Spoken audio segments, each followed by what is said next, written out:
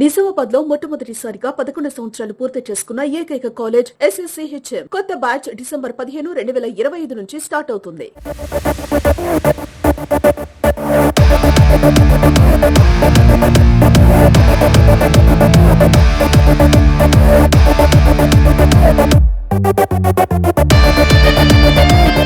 ఈరోజు మరి నిజంగా కూడా భారతదేశ ప్రజలంతా కూడా గర్వించదగ్గ విషయం. ఎందుకంటే పిఎం కిసాన్ విషయంలో మరి మోడీ గారు వచ్చిన తర్వాత రైతులకు నేరుగా డబ్బులు అందే విధంగా మరి ఈరోజు ఈ విడత కూడా డబ్బులు విడుదల చేయడం జరిగింది.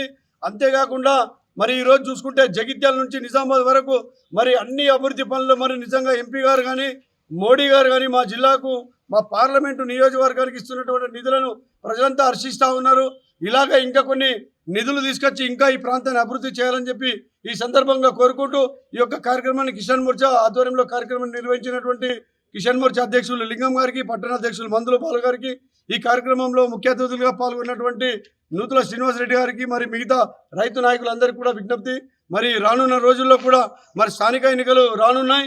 స్థానిక ఎన్నికల్లో మరి గట్టిగా పనిచేసి మరి ఆర్మూర్ ప్రాంతంలోనే మరి ఆర్మూర్ మున్సిపల్పై ఖచ్చితంగా భారతీయ జనతా పార్టీ జెండా ఎగరవేస్తామని ఈ సందర్భంగా తెలియజేస్తా ఉన్నాం. ఈరోజు భారతీయ జనతా పార్టీ కిసాన్ మోర్చా పట్టణ శాఖ ఆధ్వర్యంలో నరేంద్ర మోడీ గారి చిత్రపటానికి పాలాభిషేకం చేయడం జరిగింది.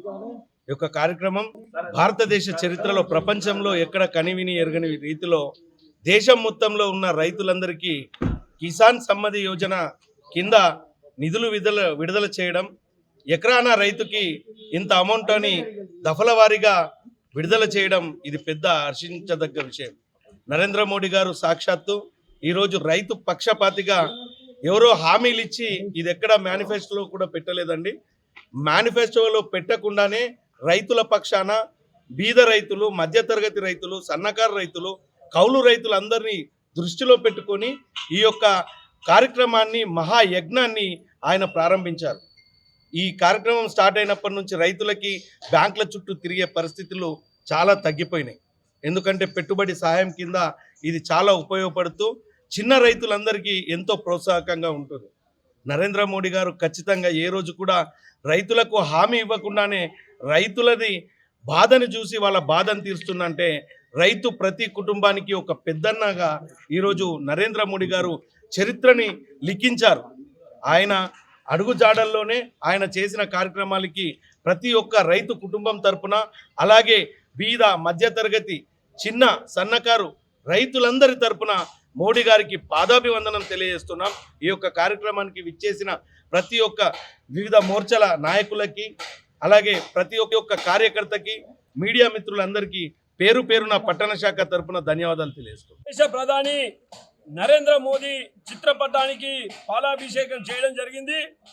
ఎందుకోసమంటే భారతదేశంలోనే కనీ విని ఎరగని రీతిలో ఈ రైతాంగానికి సంవత్సరానికి 1 గుంట ఉన్నా, 5 ఎకరాలున్నా, 10 ఎకరాలున్నా ఒక్కొక్క కుటుంబానికి సంవత్సరానికి కిసాన్ సమ్మాన్ నిధి ద్వారా 6,000 రూపాయలు నేరుగా ఒకేసారి సుమారు 10 కోట్ల మంది భారతదేశంలో ఉన్నటువంటి రైతు కుటుంబాలకు వేయడం జరుగుతూ ఉంది. మొన్ననే గోరఖ్పూర్లో 21 విడత ఈ దేశ ప్రధాని నరేంద్ర మోదీ గారు రైతాంగానికి ఒకేసారి సుమారు 10 కోట్ల మందికి కిసాన్ సమ్మాన్ నిధి వేయడం జరిగింది. దానితో పాటు ఈ ప్రాంతంలో, దేశంలో అనేక రకాలుగా ముడి చెరుకు ధరలు పెరుగుతూ ఉన్నాయన్న ఉద్దేశంతో పెరుగుతున్నటువంటి ముడి చెరుకుల ద్వారా ఉన్నటువంటి కాంప్లెక్స్ ఎరువులపై దానికి మద్దతు ధర, ఎందుకంటే ఒక్కొక్క డిఏపి బస్తా సుమారు 3,500, 4,000 రూపాయలు ధర ఉంటే దానికి కాంప్లెక్స్లకు 2,800 రూపాయల వరకు మద్దతు బోనస్ దానికి ఇవ్వడం జరిగి సబ్సిడీ ఇచ్చి రైతులను ఆదుకుంటున్నటువంటి ఘనత ఈ దేశ ప్రధాని నరేంద్ర మోదీ గారి. అట్లాగే 2014 కంటే ముందు ఈ ప్రాంతంలో ఉన్నటువంటి మద్దతు ధరలు 1,300 రూపాయలకు మించి వడ్లకు లేకుండా ఉండే, ఈరోజు వడ్లకు 2,389 రూపాయల వరకు మద్దతు ధర పెరిగింది.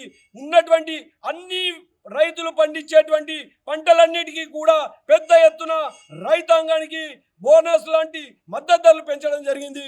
రైతులకు అనేక రకాలుగా రైతు బాగుంటే ఈ దేశం బాగుంటుంది అనే ఉద్దేశంతో రైతాంగానికి అనేక రకాలుగా సబ్సిడీలు ఇస్తున్నటువంటి ఈ దేశ ప్రధాని గారికి, ఈ నరేంద్ర మోదీ గారికి ఆర్మూర్ రైతాంగం తరపున కాదు, ఈ రాష్ట్ర రైతాంగం తరపున వారికి ప్రత్యేకంగా ధన్యవాదాలు తెలుపుతూ, అట్లాగే ఈ రాష్ట్రంలో ఈ రాష్ట్ర ప్రభుత్వం కూడా తాను చెప్పిన విధంగా తాము రైతులందరికీ కూడా బోనస్ ఇస్తానని చెప్పింది.